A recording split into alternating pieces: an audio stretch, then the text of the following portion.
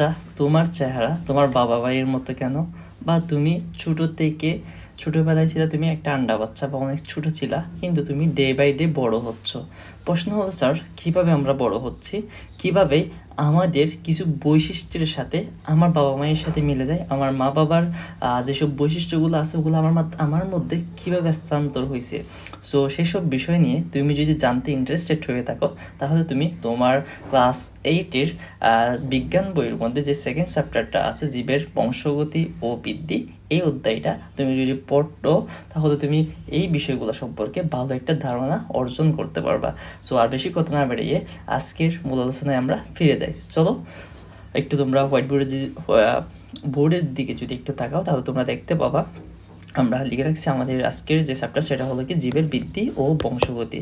So ভাইয়া, এই বৃদ্ধি ও বংশগতি এই অধ্যায়টার মধ্যে যেসব বিষয়গুলো আলোচনা করা হয়েছে, সেটা হলো যে তুমি কীভাবে ডে বাই ডে বৃদ্ধি পাচ্ছ এবং তুমি কীভাবে বংশ পরম্পরায় তোমার থেকে আরেকটা জেনারেশন, তোমার মা বাবা আসছে, তোমার মা বাবার আগে তোমার দাদারা ছিল, কীভাবে জেনারেশন বাই জেনারেশন চলতেই আছে পৃথিবীতে, সেসব বিষয়গুলো নিয়ে এই অধ্যায়ে আলোচনা করা হয়েছে। সো আমরা চ্যাপ্টারটা কি দ্বিতীয় অধ্যায়। সো এখানের মধ্যে কি আছে, জীবের বৃদ্ধি ও বংশগতি। সো দেখো তোমাদের বই, আমি একটু বই থেকে পড়ানোর ট্রাই করবো, কারণ হলো যাতে তোমরা বইয়ের প্রতিটি লাইন বাই লাইন একটু বুঝতে পারো। সো তোমাদের বইয়ে প্রথমে যে লাইনটি দেওয়া আছে, প্রতিটি জীবের দেহ কোষ দ্বারা গঠিত। সো আসলে আমাদের যে জীব দেহটা আছে, বা আমরা পৃথিবীতে যেসব জীবগুলো বসবাস করি, আমাদের প্রতিটি জীব কী দ্বারা গঠিত স্যার? কোষ দ্বারা গঠিত। এখন স্যার প্রশ্ন আসতে পারে, কোষ জিনিসটা কি? কোষ হলো, এটার একটা সংখ্যা আছে, যেটা হলো তোমাদের 9-10-এর সায়েন্সের বায়োলজি বই যেটা আছে, ওখানের মধ্যে তোমরা পেয়ে থাকবা। কোষ হলো জীবদেহের গাঠনিক একক, এতটুকু মনে রাখতে পারো। মানে জীবদেহের গাঠনিক একক মানে মূল যে উপাদান, সেটা হলো সেল, অথবা বৈষম্যবেদ্য পর্দা দ্বারা আবৃত জীবজ ক্রিয়াকলাপের একক, যা অন্য কোনো সজীব মাধ্যম ছাড়াই নিজেদের প্রতিরূপ সৃষ্টি করতে পারে, তাকে কোষ বলা হয়ে থাকে। সো এটা হলো 9-10-এর বইয়ের একটা সংখ্যা বা ইন্টারের পড়াশোনা। বাট তোমরা যদি এখন থেকে মনে রাখতে চাও, তাহলে ভাইয়া যে কথাটা বলছি, এটা একটু নোট ডাউন করে ফেলতে পারো। বাট না জানলেও কোনো সমস্যা হবে না। জাস্ট হলো কোষ কাকে বলো, তুমি কোষ হলো কী বলবা? জীবদেহের গাঠনিক একক। এরপর আসো, এককোষী জীবগুলো কোষ বিভাজন দ্বারা একটি থেকে দুটি। যে এককোষী জীবগুলো, এককোষী মানে কাদেরকে বলা হচ্ছে? যারা হলো একটি মাত্র কোষ দ্বারা গঠিত, তাদেরকে বলা হচ্ছে এককোষী জীব। কোষ বিভাজনের মাধ্যমে, কি বিভাজনের মাধ্যমে স্যার? কোষ বিভাজনের মাধ্যমে, মানে কোষগুলো বিভাজিত হচ্ছে, অনেকগুলো কোষে পরিণত হচ্ছে, তারা একটি থেকে দুইটি, দুইটি থেকে চারটি, এভাবে বিভক্ত হয়ে কি করতেছে? বংশবৃদ্ধি করতেছে। যে আমরা ছোটো থেকে বড় হচ্ছে, বা গাছটা ছোটোবেলায় ছিল পিচ্ছি, এরপর ধীরে ধীরে বড় হচ্ছে। আমরা ছোটোবেলায় ছিলাম একটা ব্রণ থেকে আমরা আজকে এত বড় মানুষে পরিণত হয়ে গেছি। বহুকোষী জীবের দেহকোষের সংখ্যা বৃদ্ধি হয়ে জীবদেহের সামগ্রিক বৃদ্ধি ঘটে। ডিম্বাণু নিষিক্ত হওয়ার পর, শুক্রাণু ডিম্বাণু দুটি অংশ থাকে, তো এটা নিষিক্ত হওয়ার পর বহুকোষী জীবের জীবন শুরু হয় একটি মাত্র কোষ থেকে। তাহলে একটি মাত্র কোষ থেকে এই যে হাজার কোষী মানে বহুকোষী জীবের তোমার জীবনটা শুরু হচ্ছে। তাহলে কোথা থেকে স্যার? একটি মাত্র কোষ থেকে বা একটা ভ্রূণ থেকে। নিষিক্ত ডিম্বাণু অর্থাৎ এককোষী জাইগোট ক্রমাগত বিভাজিত হয়ে সৃষ্টি হয়ে লক্ষ লক্ষ কোষ দিয়ে গঠিত এই বিশাল দেহ। তাহলে বলতেছে তোমার হলো শুক্রাণু এবং ডিম্বাণু। শুক্রাণুটা আসে হলো পুরুষ থেকে, আর ডিম্বাণুটা থাকে হলো মেয়েদের থেকে। সো এটার মিলনের পরে তৈরি হয় হলো জাইগোট। তাহলে শুক্রাণু প্লাস ডিম্বাণু ইকুয়াল টু হয় জাইগোট। আর এই জাইগোটের একটা ভ্রূণ থেকে আজকে আমরা বহুকোষী মানুষ সৃষ্টি হয়েছে, বা বহুকোষী উদ্ভিদ প্রাণীগুলো যেগুলো আছে, সেগুলো কী হয়েছে? সৃষ্টি হয়েছে। আশা করি ভাইয়া তোমাদেরকে যে তোমাদের বই শুরুর দিকে যে কনসেপ্টটা আছে, এটা বুঝাইতে পারছি। এখন আমরা আমাদের মূল আলোচনায় ফিরে যাই। এই চ্যাপ্টারটার নাম হলো মেইনলি হলো সেল বিভাজন বা কোষ বিভাজন ধরা হয়ে থাকে, কিন্তু তোমাদের এখানে আসলে দুইটা চ্যাপ্টারের পড়াশোনা অ্যাড করেছে। একটা হলো সেল বিভাজন বা কোষ বিভাজন, দেন তোমাদের এখানে বংশগতির কিছু বিষয়বস্তু অ্যাড করা হয়েছে। সো এখন আমরা জানবো স্যার, কোষ বিভাজন কয় প্রকার? কোষ বিভাজনটা হলো মেইনলি 3 প্রকার: মাইটোসিস, অ্যামাইটোসিস, মিওসিস, অথবা অ্যামাইটোসিস, মাইটোসিস, মিওসিস। তাহলে কোষ বিভাজনটা কয় প্রকার? তোমরা একটু নামগুলো একটু বারবার রিপিটেডলি পড়বা। নামগুলো যদি বারবার রিপিটেডলি পড়ো, তাহলে তোমাদের নামগুলো মাথায় মনে রাখতে বা উচ্চারণে কোনো প্রবলেম হবে না। সো অ্যামাইটোসিস, মাইটোসিস এবং মিওসিস। সো সেই জিনিসটাই তোমাদের বই প্রথমে দেওয়া আছে। কোষ বিভাজন কয় ধরনের? 3 ধরনের: অ্যামাইটোসিস, মাইটোসিস এবং হলো কি মিওসিস। সো প্রশ্ন হতো স্যার, অ্যামাইটোসিস কোষ বিভাজন কাকে বলে?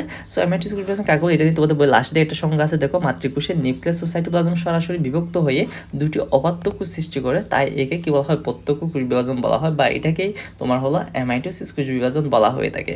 এখন প্রশ্ন করে এটা কাদের ক্ষেত্রে ঘটে? এটা ঘটে হলো তোমার ব্যাকটেরিয়ার ক্ষেত্রে, ইস্টের ক্ষেত্রে, ছত্রাকের ক্ষেত্রে এবং এমিবার ক্ষেত্রে। এগুলো হলো আপনারা একটু এমসিকিউর জন্য মনে রাখবা, কারণ হলো এগুলো এমসিকিউর জন্য অনেক বেশি ইম্পর্টেন্ট। স্যাররা এখান থেকে এমসিকিউ দিতে অনেক বেশি পছন্দ করে থাকে। ইত্যাদি। আদিকোষী ও এককোষী জীব হয়। তাহলে এই বিভাজন কোথায় হয় স্যার? আদিকোষী এবং এককোষী জীব হয়। এখন প্রশ্ন হলো স্যার আদিকোষ মানে কি? আদিকোষ মানে হলো সেই সব পুরাতন কোষগুলা বা শুরুর দিকে যে কোষী প্রাণীগুলো আছে এদেরকে আদিকোষী বলা হয়ে থাকে। আর এককোষী মানে হলো যারা একটি মাত্র কোষ দ্বারা গঠিত তাদেরকে এককোষী জীব বলা হয়ে থাকে। এককোষী জীবগুলো অ্যামাইটোসিস প্রক্রিয়ায় বিভক্ত হয়ে বংশবৃদ্ধি করে। তাহলে তোমাদের পরীক্ষায় দিবে এককোষী জীবগুলো কোন প্রক্রিয়া স্যার? অ্যামাইটোসিস প্রক্রিয়া। কোন প্রক্রিয়া বিভক্ত হয়ে বংশবৃদ্ধি করে? অ্যামাইটোসিস প্রক্রিয়া বংশবৃদ্ধি করে। এখন স্যার অ্যামাইটোসিস প্রক্রিয়াটা কীভাবে ঘটে? অ্যামাইটোসিস প্রক্রিয়াটা হলো প্রথম হলো 2n বিশিষ্ট একটা কী থাকে? মাতৃকোষ থাকে। এই মাতৃকোষটার মধ্যে দেখো ভেতরে একটা কী আছে স্যার? ভিতরে আছে হলো তোমার নিউক্লিয়াস, আর বাইরে যেগুলো আছে এগুলো হলো সাইটোপ্লাজম। সো এই নিউক্লিয়াস এবং সাইটোপ্লাজম সরাসরি কী তৈরি করে? খাস তৈরি করে বিভক্ত হয়ে দুটি অবাধ্য কোষ তৈরি করে ফেলতেছে। মানে এখানে মাঝখানে অন্য কোনো কঠিন প্রক্রিয়া চলমান নেই। দ্যাটস ওয়াই এটাকে তোমার প্রত্যক্ষ কোষ বিভাজন বলা হয়। প্রত্যক্ষ মানে হলো সরাসরি, প্রত্যক্ষ মানে তুমি কোনো কিছু প্রত্যক্ষভাবে এবং হলো পরোক্ষভাবে, আমরা দুইটা ওয়ার্ড শুনে থাকি। সো প্রত্যক্ষ মানে হলো সরাসরি কোনো কিছু করা, আর পরোক্ষ মানে হলো অন্যের মাধ্যমে করা। তো এটাকে প্রত্যক্ষ কোষ বিভাজন বলা হওয়ার রিজনটা হলো এটাই যে এখানে সরাসরি নিউক্লিয়াস এবং হলো সাইটোপ্লাজম বিভক্ত হয়ে দুটি অপত্য কোষ তৈরি করতেছে। তো তোমরা চিত্রক্ষেত্রে দেখলেই দেখতে পাবা যে মাঝখানে যেটা আছে গোলাকৃতি সেটাকে আমরা নিউক্লিয়াস বলে থাকতেছি, আর নিউক্লিয়াসের আশেপাশে যেসব তরল জেলিন এই পদার্থগুলো আছে এগুলোকে আমরা সাইটোপ্লাজম বলে থাকি। আশা করি ভাইয়া তোমাদেরকে এই পেজের যে কনসেপ্টগুলো আছে এগুলো বুঝাইতে পারছি। যদি না বুঝো তাহলে তোমরা একটু পিছন থেকে ক্লাসটা ব্যাক করে দেখে আসলে আশা করি মাথায় ঢুকে যাবে। এরপর আসো দেন হলো আমাদের স্যার মাইটোসিস বিভাজনটা কি বোঝায় বা এটা কি? মাইটোসিস বিভাজনটা হলো মাতৃকোষের নিউক্লিয়াসটি একবার বিভাজিত হয়ে, কয়বার স্যার? মাতৃকোষের নিউক্লিয়াসটি একবার বিভাজিত হয়ে সম আকৃতি, সমগুণ সম্পন্ন, সমসংখ্যক ক্রোমোজোম বিশিষ্ট দুটি অপত্য কোষ সৃষ্টি করে তাকে মাইটোসিস কোষ বিভাজন বলা হয়। আপনার মাথায় হয়তো বা কিছুই ঢুকে নেই। মাতৃকোষের নিউক্লিয়াসটি একবার, তাহলে আমরা 2n বিশিষ্ট একটা কোষের মধ্যে কোষের ভেতরে একটা কী পাচ্ছি? বা নিউক্লিয়াস পাচ্ছি। এই নিউক্লিয়াসটা কয়বার বিভাজিত হচ্ছে? একবার বিভাজিত হচ্ছে। এই যে মাঝখানে যে নিউক্লিয়াসটা একবার বিভাজিত হচ্ছে হয়ে কী করতেছে স্যার? সম আকৃতির, সমগুণ সম্পন্ন, সমসংখ্যক, কি সংখ্যক স্যার? সমসংখ্যক মানে সমান সমান ক্রোমোজোম বিশিষ্ট দুইটি অপত্য কোষ তৈরি করতেছে। এটা নিয়ে আমরা ডিটেলস একটু পরে জানতে পারবো। জাস্ট হলো আপনারা এখান থেকে এতটুকু সংখ্যাটা মনে রাখলেই হইল। আমরা এই মাইটোসিসের 5টি ধাপ আছে, ক্যারিওকাইনেসিস, সাইটোকাইনেসিস, ক্যারিওকাইনেসিস, আবার 5টি ভাগে বিভক্ত, এগুলো আমরা একটু পরে পড়বো। এরপর আসো মিওসিস। মিওসিস কোষ বিভাজন কাকে বলে? এই ধরনের কোষ বিভাজন মাতৃকোষের নিউক্লিয়াসটি পরপর কয়বার বিভাজিত হচ্ছে? 2বার বিভাজিত হচ্ছে। তাহলে মাইটোসিসের নিউক্লিয়াসটি বিভাজিত হচ্ছে কয়বার? একবার। মাইটোসিসের নিউক্লিয়াসটি বিভাজিত হচ্ছে কয়বার? একবার, মনে রাখবা। আর মিওসিসের নিউক্লিয়াসটি বিভাজিত হচ্ছে 2বার। মিওসিসের নিউক্লিয়াসটি কয়বার বিভাজিত হচ্ছে? নিউক্লিয়াসটি পরপর 2বার বিভাজিত হয়ে ক্রোমোজোম বিভাজন করে মাত্র একবার। এখানে নিউক্লিয়াসটা 2বার বিভাজিত হচ্ছে কিন্তু ক্রোমোজোমটা বিভাজন হচ্ছে কয়বার স্যার? ক্রোমোজোমটা বিভাজন হচ্ছে একবার। তাহলে আমাদের এখানের মধ্যে মনে রাখার বিষয়গুলো যদি আমি একটু রিক্যাপ করি, আমরা প্রথমে অ্যামাইটোসিস পড়ছিলাম, যেখানের মধ্যে দেখতে পাইছি সাইটোপ্লাজম এবং যে নিউক্লিয়াস আছে এরা সরাসরি বিভক্ত হয়ে দুটি অপত্য কোষ তৈরি করতেছে। তাহলে অ্যামাইটোসিস গেল স্যার। এরপর আসতে স্যার মাইটোসিস। মাইটোসিসের ক্ষেত্রে দেখতে পাচ্ছি আমরা এখানে নিউক্লিয়াসটা কয়বার বিভাজিত হচ্ছে? একবার বিভাজিত হচ্ছে। একবার বিভাজিত হয়ে সে কী করতেছে? সম আকৃতি, সমগুণ সম্পন্ন মানে সমান সংখ্যক ক্রোমোজোম বিশিষ্ট দুটি অপত্য কোষ তৈরি করতেছে। দ্যাটস ওয়াই এটাকে সমীকরণিক বা সামীকরণিক বিভাজনও বলা হয়ে থাকে, কারণ এখানে সব কিছু ইকুয়াল। গেল মাইটোসিস গেল। এরপর আসো স্যার মিওসিস। মিওসিস কি? মিওসিসের ক্ষেত্রে দেখতে পাচ্ছি আমরা এখানে নিউক্লিয়াসটা 2বার বিভাজিত হচ্ছে বাট ক্রোমোজোমগুলা একবার বিভাজিত হচ্ছে। কেন হচ্ছে, কীভাবে হচ্ছে, এগুলো আমরা একটু পরেই, এগুলো নিয়ে আলাদা তোমাদের বইয়ে পার্ট আছে, ওখানের মধ্যে আমরা পড়তে পারবো। এখন আসো স্যার, এখান থেকে তোমরা এই যে তোমার মিওসিসকে কি বিভাজন বলা হয়? হ্রাসমূলক বিভাজন বলা হয়। কেন হ্রাসমূলক বিভাজন বলা হয়? কারণ হলো মিওসিসের ক্ষেত্রে এখানে ক্রোমোজোম সংখ্যা অর্ধেক হয়ে যায়, মাতৃকোষের ক্রোমোজোম সংখ্যার অর্ধেক হয়ে যায়। মাতৃকোষ 2n হয়, আর যে ক্রোমোজোম যে অপাত্য কী বলে অপাত্য কোষগুলো তৈরি হচ্ছে সেগুলো n সংখ্যক হয়ে যায়। দ্যাটস ওয়াই কমে যাচ্ছে যেহেতু এটাকে আমরা কী বলতে পারি? হ্রাসমূলক বিভাজন বলতে পারি। মানে হ্রাস মানে হলো কী যাওয়া? কমে যাওয়া। আচ্ছা, এগুলো নিয়ে একটু পরে ডিটেলস আলোচনা করা হবে, বাট তোমরা আপাতত এই বেসিক বিষয়গুলো মাথায় রাখলেই হইল। এরপর আসো মাইটোসিস। আমাদের 5 কনসেপ্ট এখান থেকে শুরু হচ্ছে আস্তে আস্তে। 1 নাম্বার কনসেপ্ট হলো আমাদের কি? মাইটোসিস। এখন স্যার মাইটোসিস মানে কি? মাইটোসিস মানে কি পড়াইছিলাম। এখানের মধ্যে কি হচ্ছে স্যার? এখানের মধ্যে নিউক্লিয়াসটা একবার বিভাজিত হচ্ছে। কয়বার বিভাজিত হচ্ছে? একবার বিভাজিত হয়ে সমাকারে সমগ্র সম্পন্ন তোমার কী তৈরি করতেছে, ক্রোমোজোম বিশিষ্ট অপত্য কোষ তৈরি করতেছে। এখন এটার কিছু বৈশিষ্ট্য দেওয়া আছে, এগুলো তোমাদের পরীক্ষায় ক নম্বরে দিলেও দিয়ে দিতে পারে, অথবা গ তো অনেক সময় দিয়ে দিতে পারে। সো দ্যাট এগুলো একটু মনে রাখতে হবে। তো ভাইয়া তোমাকে মনে রাখার জন্য আমি জাস্ট বুঝাই দিতে পারবো, বাদ বাকিটা তোমার থেকে পড়ে পড়ে মনে রাখতে হবে। একবার পড়েই পৃথিবীতে কোনো কিছু মনে থাকে না, বারবার পড়তে হয়, বারবার পড়লেই আমরা পড়াশোনাটাকে মনে রাখতে পারি। এক নম্বর যে পয়েন্টটা দিচ্ছে সেটা হলো যে মাইটোসিস কোষ বিভাজন দেহকোষের এক ধরনের বিভাজন পদ্ধতি। অবভিয়াসলি এটা দেহকোষের এক ধরনের বিভাজন পদ্ধতি, কারণ হলো আমরা শুরুতেই তো পড়ছি আমাদের দেহে কয়টি বিভাজন, 3টি বিভাজন। এরপর আসো 2 নম্বর, এই প্রক্রিয়ায় মাতৃকোষের নিউক্লিয়াসটি একবার মাত্র বিভাজিত হয়। তাহলে জিনিসটা আমরা পড়ছিলাম এখানে, মাতৃকোষের মানে 2n বিশিষ্ট যে মাতৃকোষটা আছে, 2n বিশিষ্ট যে মাতৃকোষ আছে, এখানের মধ্যে ভিতরে যে নিউক্লিয়াসটা আছে এটা কয়বার বিভাজিত হচ্ছে, জাস্ট ফর একবার বিভাজিত হচ্ছে। মাতৃকোষটি বিভাজিত হয়ে সমগুণ সম্পন্ন 2টি অপত্য কোষ তৈরি করে। তাহলে এখানে যে বিভাজিত হয়ে যে অপত্য কোষগুলো তৈরি হচ্ছে এগুলো হলো সমগুণ সম্পন্ন সম আকারে, মানে মাতৃকোষের ন্যায়। মাতৃকোষ 2n হলে এটা যে কোষগুলো তৈরি করতেছে ওগুলো কী হবে, 2n হবে। সো এটাই বলা হচ্ছে মানে সমগুণ সম্পন্ন সম আকৃতির আর কি। এই ধরনের বিভাজনে মাতৃকোষের ক্রোমোজোম সংখ্যা এবং অবাত্য কোষের ক্রোমোজোম সংখ্যা কী থাকে স্যার, সমান থাকে। মানে এখানে মাতৃকোষের যে ক্রোমোজোম সংখ্যা আছে, তোমার মাতৃকোষে যদি 46টি ক্রোমোজোম থাকে, আমাদের মানুষের ক্রোমোজোম সংখ্যা হলো 46 বা 23 জোড়া। সো তোমার দেহের যে 23 জোড়া ক্রোমোজোম সংখ্যা আছে, অবাত্য কোষের ক্রোমোজোম সংখ্যা কত হবে স্যার, 23 জোড়া হবে। মানে এটা বলতেছে আর কি, বা যেই সব প্রাণীদের ক্রোমোজোম সংখ্যা আরও 35-36 যেরকমই থাকুক না কেন, সেম টু সেম থাকবে, এই জিনিসটাই বলা হচ্ছে। এই ধরনের বিভাজনের প্রতিটি ক্রোমোজোম লম্বালম্বিভাবে দুইভাবে বিভক্ত হয়। কীভাবে স্যার, লম্বালম্বিভাবে। কীভাবে হচ্ছে আমরা একটু পরে পড়ব। ফলে সৃষ্ট নতুন কোষ দুটিতে ক্রোমোজোম সংখ্যা মাতৃকোষের ক্রোমোজোম সংখ্যা সমান থাকে, যার ফলে যেহেতু লম্বালম্বিভাবে এগুলো বিভক্ত থাকতেছে, দ্যাটস ওয়াই যে নতুন কোষ যে ফলে সৃষ্ট নতুন কোষ যেগুলো তৈরি হচ্ছে ওগুলোর মধ্যে ক্রোমোজোম সংখ্যা কী থাকে স্যার, সমান থাকে, এগুলো বলা হয়েছে। তাই মাইটোসিসকে ইকুয়েশনাল বা সমীকরণিক বিভাজন বলা হয়। সো তো আপনারা এটা একটু খ নম্বরের জন্য মনে রাখতে পারেন, এটা পরীক্ষায় দিবে মাস্ট। আপনাদের এই চ্যাপ্টারের মধ্যে আছেই কয়েকটা পার্ট, কোষ বিভাজনের 3টে প্রকার বাদ, মাইটোসিস, মেয়োসিস। দেন মাইটোসিসের 5টি ধাপ আছে, আমরা একটু পরে পড়বো। ক্যারিওকাইনেসিস এবং সাইটোকাইনেসিস 2টি ভাগে বিভক্ত মাইটোসিসটা। এরপর হলো এখানের মধ্যে ক্যারিওকাইনেসিস যেটা আছে, বা নিউক্লিয়াসের বিভাজন যেটা আছে, সেটা আবার 5টি ভাগে বিভক্ত, prophase, prometaphase, metaphase, anaphase, telophase. So এগুলা থেকে স্যাররা মেনলি কোয়েশ্চেন করে থাকে। সো এখানের মধ্যে মেনলি মাইটোসিসটা অনেক বেশি ইম্পর্টেন্ট। দেন হলো আপনার আছে মিওসিস। এরপর ফাইনালি যেটা মনে রাখতে হবে সেটা হলো এখানের মধ্যে জিন, ডিএনএ, ক্রোমোজোম এই টাইপের কিছু বংশগতির বিষয় আছে বা বংশগতির উপাদান আছে, এগুলো একটু আমাদের মনে রাখতে হবে।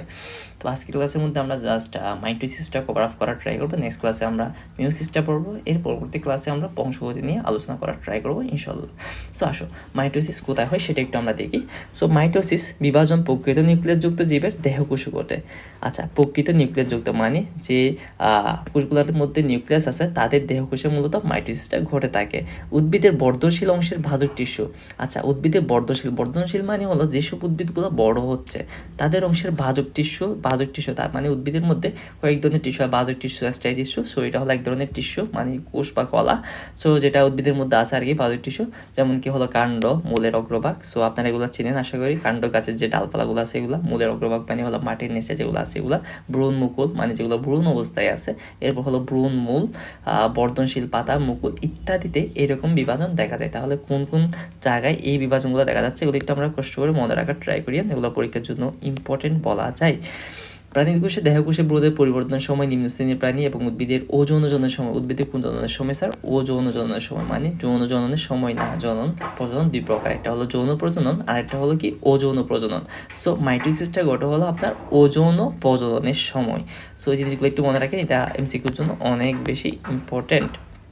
এরপর আসো তাহলে আমাদের আজকের ক্লাসের ফার্স্ট ফেজ গেল, সেকেন্ড ফেজটা শেষ করলাম মোটামুটি ভালোভাবে। যদি কোনো কিছু না বুঝে থাকে তাহলে কমেন্টে জানাতে পারেন, ভাইয়া রিপ্লাই দেওয়ার ট্রাই করবো, অথবা নেক্সট ক্লাসে বুঝিয়ে দেওয়ার ট্রাই করবো ইনশাল্লাহ। সো আসো আমরা নেক্সট পেজে যাই।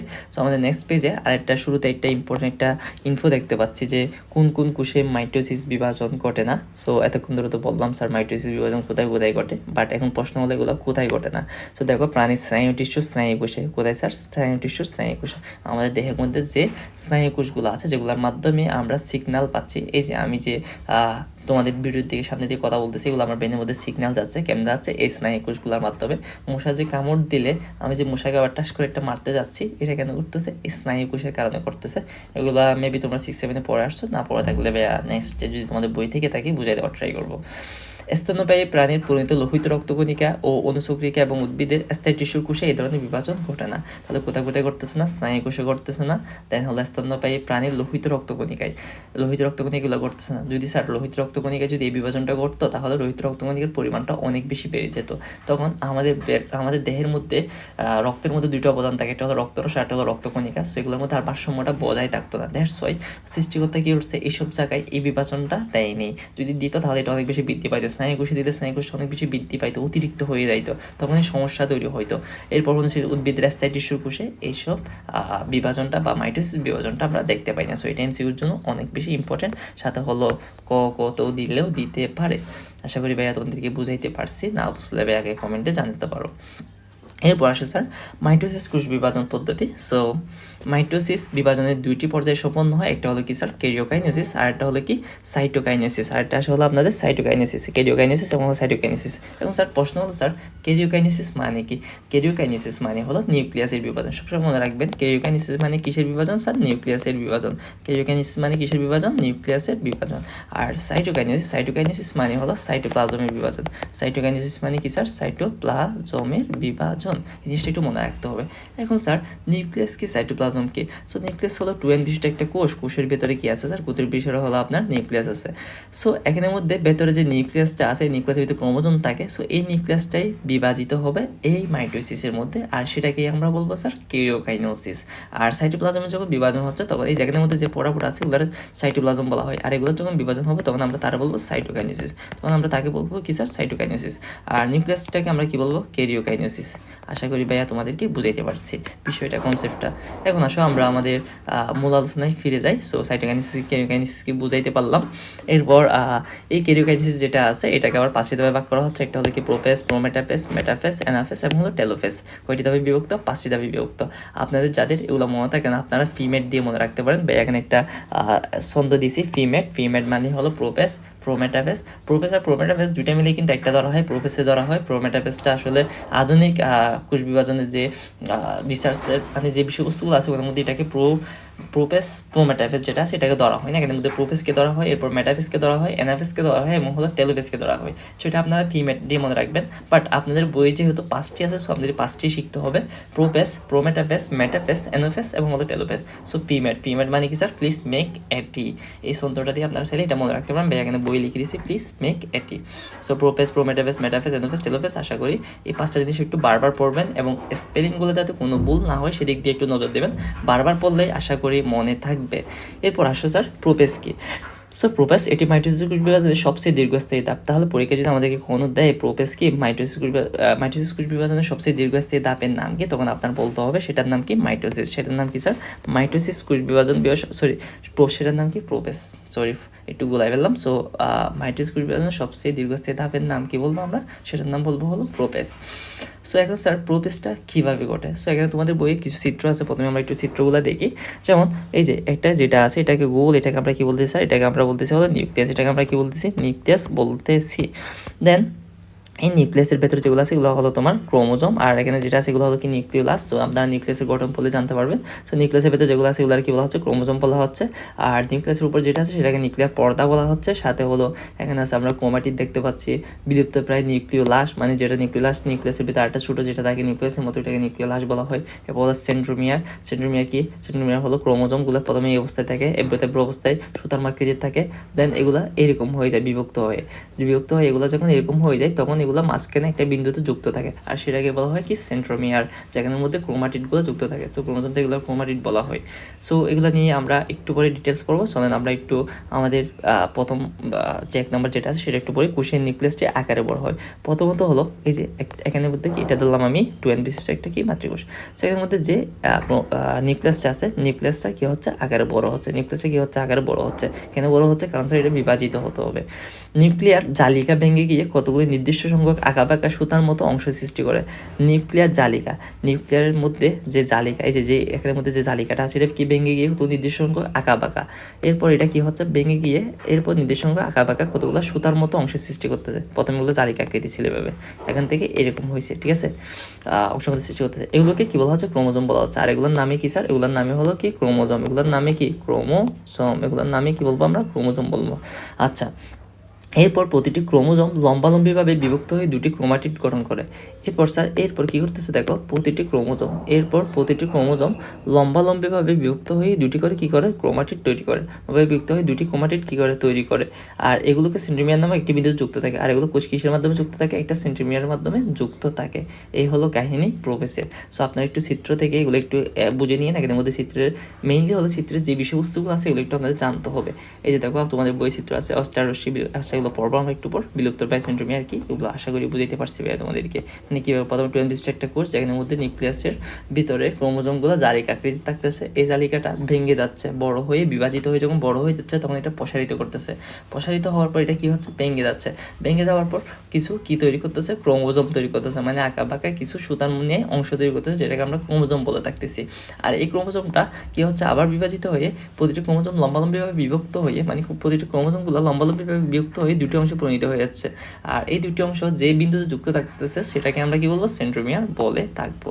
আশা করি ভাইয়া তোমাদেরকে বিষয়টা বুঝাইতে পারছি। এরপর আসো প্রোমেটাফেজ।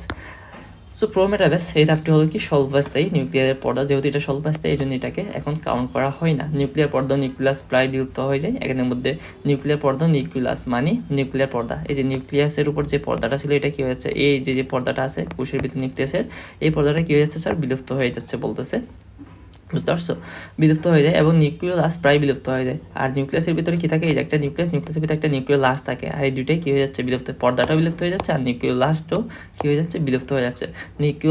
লাশ মানে কি, মরে যাওয়া, সেই বিলুপ্ত হয়ে যাচ্ছে। আচ্ছা, কোষের উত্তর মেরু থেকে দক্ষিণ মেরু পর্যন্ত বিস্তৃত কতগুলো তন্তুর আবির্ভাব ঘটে। আচ্ছা, কি বলতেছে স্যার, দেখো কোষের উত্তর মেরু থেকে দক্ষিণ মেরু পর্যন্ত, উত্তর মেরু, আচ্ছা এখানে দেখো তো দুইটা মেরু দেখতে পাচ্ছ, একটা হলো উত্তর মেরু আর একটা হলো কি দক্ষিণ মেরু। সো কোষের উত্তর মেরু থেকে দক্ষিণ মেরু পর্যন্ত বিস্তৃত কতগুলো তন্তুর আবির্ভাব ঘটে, এগুলার কি বলা হচ্ছে স্যার, তন্তু বলা হচ্ছে। এই যেগুলার কি বলা হচ্ছে, তন্তু বলা হচ্ছে, তন্তুর আবির্ভাব ঘটে। এগুলো মাকুর আকৃতির ধারণ করে, তাই একে স্পিন্ডল যন্ত্র বলে। যেহেতু এগুলো মাকু আকৃতির হয়ে গেছে, এগুলো কি হয়ে গেছে, মাকু আকৃতির হয়ে গেছে, তাই এগুলার কি বলা হচ্ছে, স্পিন্ডল যন্ত্র বলা হচ্ছে। এগুলো তাহলে স্পিন্ডল যন্ত্র কাকে বলে সেটা যদি বলে, তাহলে কোষের উত্তর মেরু এবং দক্ষিণ মেরু পর্যন্ত বিস্তৃত কতগুলো তন্তুর আবির্ভাব ঘটে, এগুলো মাকুয়ার আকৃতির ধারণ করে এবং এগুলো আমরা কি বলে থাকি, স্পিন্ডল। তাহলে কোষের ভেতরকার যে মাকু আকৃতির তন্তুগুলো রয়েছে সেগুলোকে আমরা কি বলবো, স্পিন্ডল যন্ত্র বলবো, এটা বলতে পারো। স্পিন্ডল যন্ত্রের মধ্যভাগকে বিষুবীয় অঞ্চল বলে। এখানে যে মধ্যভাগ অংশটা সেটা কি বলবো আমরা, বিষুবীয় অঞ্চল বলবো।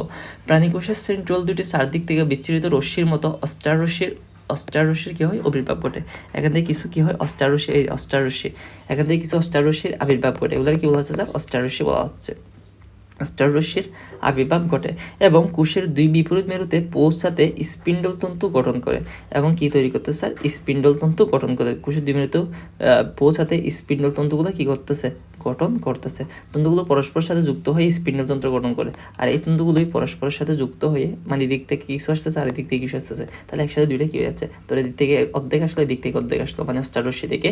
তো আসার পর এই তন্তুগুলো একটার সাথে আরেকটা যুক্ত হয়ে কি তৈরি করতেছে, আলটিমেটলি স্পিন্ডল যন্ত্র তৈরি করতেছে। আশা করি ভাইয়া বুঝতে পারছি বিষয়টা।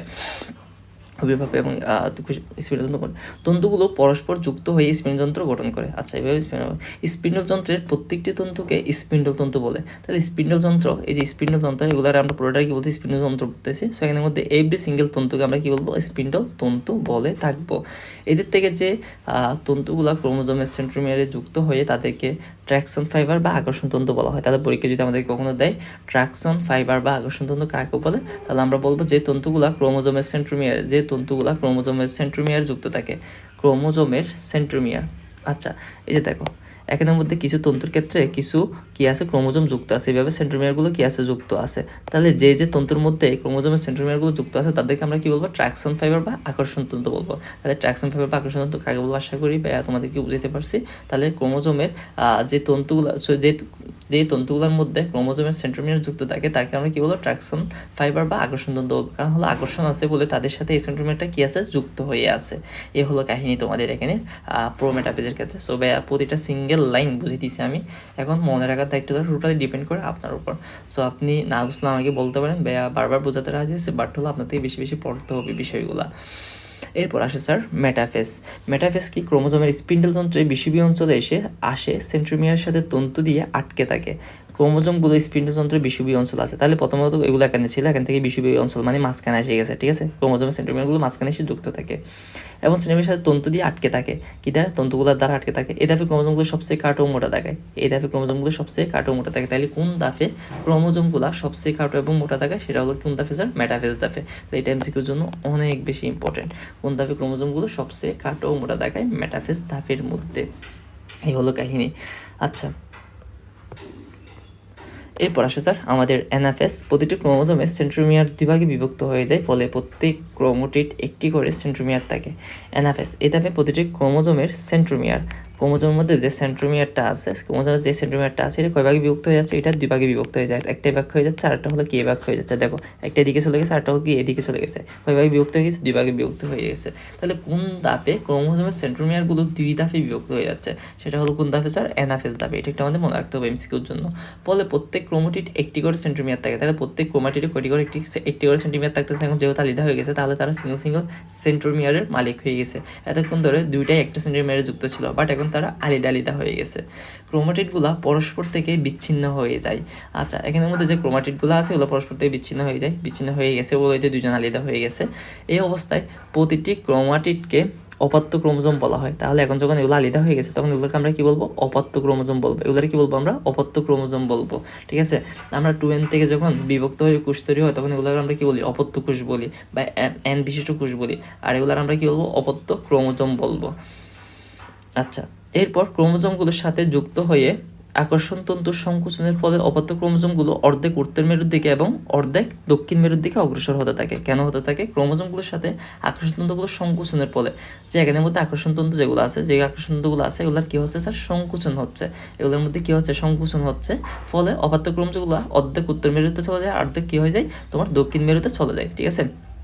অর্ধেক উত্তর মেরুর দিকে চলে যাচ্ছে, অর্ধেক উত্তর মেরু, অর্ধেক কি দক্ষিণ মেরুর দিকে চলে যাচ্ছে। তাহলে এই সময় সেন্ট্রোমিয়ারের অবস্থান অনুযায়ী ক্রোমোজোমগুলোকে ইংরেজিতে BLIG আকৃতি বিশিষ্ট হয়ে থাকে। তখন এগুলো দেখতে আমাদের কি লাগতেছে? BLIG আকৃতির মনে হচ্ছে। সো এটাই বলা হচ্ছে।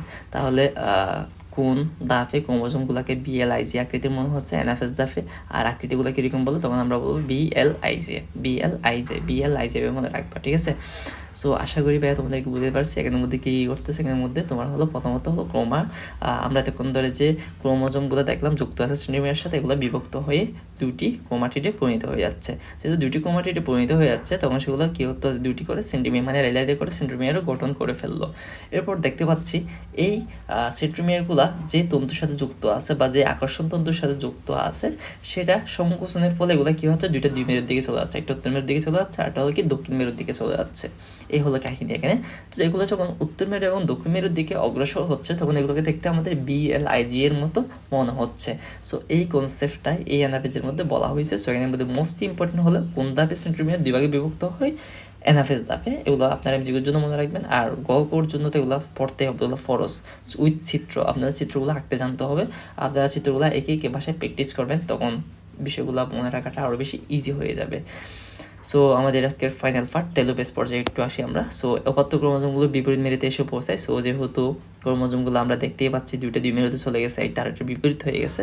সো বিপরীত মেরুতে এসে পৌঁছায়। এরপর উভয় মেরু ক্রোমোজোমগুলোকে ঘিরে নিউক্লিয়ার পর্দা এবং নিউক্লিয়াসের পূর্ণ আবির্ভাব ঘটে। এতক্ষণ ধরে নিউক্লিয়াসটা বিভাজন হয়েছে এবং এটার আবার পূর্ণ আবির্ভাব মানে আবার নতুনভাবে এই নিউক্লিয়াসটা আসতেছে, বুঝতে পারছো। এতক্ষণ নিউক্লিয়াসটা কিন্তু নিউক্লিয়াসের যে পর্দাটা ছিল ওগুলো বিলুপ্ত হয়ে গেছিলো, বাট এখন এগুলো সব আবার পূর্ণ আবির্ভাব করতেছে। পূর্ণ আবির্ভাব মানে বোঝাচ্ছে হলো আবার পুনরায় তৈরি হচ্ছে। প্রাণীকোষের উভয় মেরুতে একটি করে সেন্ট্রিওল সৃষ্টি করতেছে। প্রাণীকোষের উভয় মেরুতে মানে দুই দিকে দুইটা মেরু, একটাই মেরু, সো দুই মেরুতে দুইটা করে কি তৈরি করতেছে স্যার? সেন্ট্রিওল সৃষ্টি করতেছে। এই অবস্থায় ক্রোমোজোমগুলো সরু ও লম্বা আকারে ধারণ করে। এতক্ষণ ধরে ক্রোমোজোমগুলো ছিল কাটো এবং হলো মোটা, এগুলো এখন কি হয়ে যাচ্ছে? সরু হয়ে যাচ্ছে। যেহেতু লম্বা হয়ে যাচ্ছে এগুলো অবভিয়াসলি সরু হয়ে যাবে, টানলে এটা কি হয়ে যাচ্ছে? শুরু হয়ে যাচ্ছে। লম্বা আকার ধারণ করে পরস্পরের সাথে জট ফাঁকিয়ে নিউক্লিয়ার রেটিকুলাম তৈরি করে। পরস্পরের সাথে জট ফাঁকিয়ে কী করেছে? নিউক্লিয়ার রেটিকুলাম বা নিউক্লিয়াস জালিকাটা তৈরি করতেছে। মানে আগের মতো নিউক্লিয়াস যে জালিকাটা ভেঙে এত কিছু তৈরি হয়েছে সেটা আবার পুনরায় তৈরি হচ্ছে। এভাবে কোষের দুই মেরুতে দুইটি অপত্য নিউক্লিয়াস গঠন করে। যেহেতু কোষের দুই মেরুতে দুইটা কোষ আমরা দেখতে পাচ্ছিলাম, শুরুতে বলছিল যে এরপর উত্তর মেরু এবং ক্রোমোজোমগুলো গিয়ে নিউক্লিয়ার পর্দা এই যে অপত্য ক্রোমোজোমগুলো বিপরীত মেরুতে এসে পৌঁছায়। যেহেতু দুই মেরুতে দুইটা ক্রোমোজোম গেছে, এগুলো দুইটা নিউক্লিয়াস তৈরি করে ফেলতেছে। এরপর এগুলোর মধ্যে এখানে আমরা কি দেখতে পাচ্ছি, নিউক্লিয়ার রেটিকুলাম গঠন করতে বা নিউক্লিয়ার জালিকা তৈরি করতেছে। ক্রোমোজোমগুলো আগের থেকে বড় হয়ে যাচ্ছে, প্রথমে ছিল এগুলো পাটিগুলো এখন বড় হয়ে যাচ্ছে, বড় হয়ে দুটি অপত্য নিউক্লিয়াস তৈরি করে ফেলতেছে। এরপর দেখা যাচ্ছে আলটিমেটলি দুইটা নিউক্লিয়াস তৈরি হয়ে যাচ্ছে এবং ক্যারিওকাইনেসিস সমাপ্তি ঘটে। আর আমরা এই চ্যাপ্টারে প্রথমেই পড়ছিলাম ক্যারিওকাইনেসিস মানে কি। ক্যারিওকাইনেসিস মানে হলো নিউক্লিয়াসের বিভাজন। আর নিউক্লিয়াস, একটি নিউক্লিয়াস থেকে কয়টি নিউক্লিয়াস তৈরি হচ্ছে, একটা নিউক্লিয়াস থেকে এখন দুইটা নিউক্লিয়াস তৈরি হচ্ছে। এটাই হলো তোমার এই নিউক্লিয়াসের বিভাজন। সো একটা নিউক্লিয়াস থেকে দুইটা নিউক্লিয়াস কীভাবে তৈরি হচ্ছে, প্রথমত আমরা দেখতে পাচ্ছি নিউক্লিয়াসটা কোষের ভিতরে যে নিউক্লিয়াসটা সেটা বড় হচ্ছে, বড় হওয়ার সাথে সাথে ক্রোমোজোম ভিতরে যে ক্রোমোজোমগুলোর জালিকাটা ছিল সেটাও কী হয়ে যাচ্ছে, বড় হয়ে যাচ্ছে। এরপর যেহেতু এগুলো বড় হয়ে যাচ্ছে, এরপর দেখা যাচ্ছে ক্রোমোজোমগুলো সুতার ন্যায় আলাদা আলাদা হয়ে যাচ্ছে। এরপর এগুলো ক্রোমাটিড তৈরি করতেছে সেন্ট্রোমিয়ারের সাথে যুক্ত হয়ে। এরপর আমরা দেখতে পাচ্ছি এখানের মধ্যে কিছু তন্তু তৈরি করতেছে। তন্তু তৈরি করার পর আমরা দেখতে পাচ্ছি এই তন্তুগুলোর সাথে কিছু সেন্ট্রোমিয়ার যুক্ত হচ্ছে। যুক্ত হওয়ার পর ফাইনালি এগুলো আবার দুইটা বিপরীত দুই মেরুর দিকে আলাদা হয়ে দুইটা দুই মেরুর দিকে চলে যাচ্ছে। দুই মেরুর দিকে চলে যাওয়ার পর দুইটা নিউক্লিয়াস তৈরি করে ফেলতেছে। আর দুইটা নিউক্লিয়াস তৈরি করার মাধ্যমে এই ক্যারিওকাইনেসিস বিভাজনটা সমাপ্তি ঘটে। এই যে এই দীর্ঘ যে প্রসেসটা, এটাকেই তোমার পাঁচটি ধাপে ভাগ করা হয়েছে: prophase, metaphase, anaphase, telophase. So এই ধাপগুলো আপনারা একটু কষ্ট করে মনে রাখবেন। এগুলো মনে রাখলে আপনার পরীক্ষায় সিকিউতে ভালো একটা মার্ক গেইন করা ইজি হবে। সাথে যারা এসএসসিতে সায়েন্স নিয়ে পড়তে ইচ্ছুক, আপনাদের জন্য এটা অনেক বেশি পজিটিভ সাইড হবে, কারণ হলো এগুলো সেম টু পড়াটা এসএসসি এবং এসএসসির মধ্যে রয়েছে, তখন আমাদের কষ্টটা কম করতে হবে। সো এখন থেকে নিজেকে ওইভাবে প্রস্তুত করে নেন যদি ভালো একটা স্বপ্ন থাকে আর কি। সো এই হলো আমাদের মাইটোসিসের 5টি ধাপ। সো যারা মাইটোসিসের 5টি ধাপগুলো একটু শর্টলি মনে রাখতে পারেন, আপনার জন্য এখানে একটা আমি ছোট্ট করে কিছু ট্রিক্স লিখছি। প্রথমে মাঝখানে, তারপর আলাদা, শেষে দুইটা। আচ্ছা, এটা মানে কি? প্রথমে মাঝখানে, তারপর আলাদা, শেষে দুইটা। প্রথমে মানে কি স্যার? প্রোপেস।